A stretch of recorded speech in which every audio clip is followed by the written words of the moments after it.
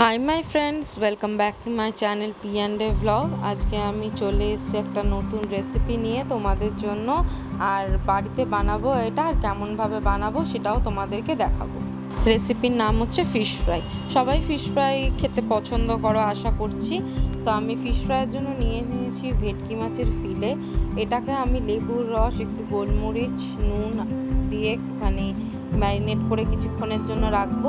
তারপরে আমি এই যে বাটাটা আছে, এই বাটাটা বানিয়েছি। এটা ধনে পাতা, কাঁচা লঙ্কা, পুদিনা পাতা দিয়ে আমি এই বাটাটা বানিয়েছি।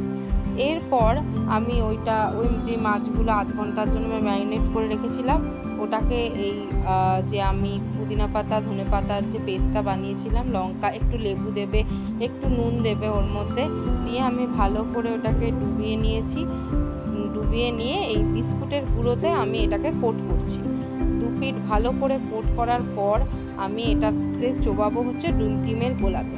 তো ডিমের গোলাতে চোবানোর পর আবার কিন্তু আমরা বিস্কুটের গুঁড়োতে চোবাবো।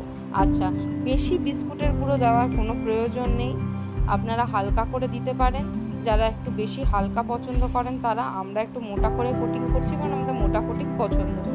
আমার মতে আপনারা হালকা কোটিংও করতে পারেন, তাতে কোনো অসুবিধা নেই। আর এই ছুরিটা দেখছেন, এই ছুরিটা দিয়ে আমি এটাকে সুন্দর করে শেপে আনছিলাম। এরপর গরম গরম তেলে এটা ছেড়ে দিলাম আমরা। ছাড়ার পর রেডি আমার ফিশ ফ্রাই। তো বাড়িতে বানানো ফিশ ফ্রাই কেমন খেতে লাগে অবশ্যই আপনারা ট্রাই করে দেখবেন, না ট্রাই করলে বুঝতে পারবেন না। আমাদের তো অসাধারণ, খুব ভালো লেগেছিল।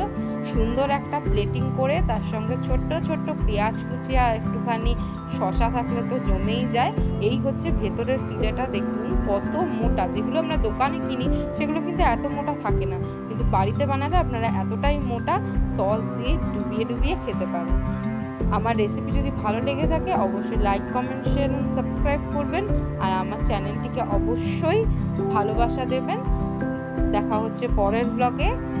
অবশ্যই ট্রাই করবেন এবং কমেন্টে জানাবেন কেমন হয়েছে খেতে। আজকের মতো এইটুকুই, দেখা হচ্ছে পরে।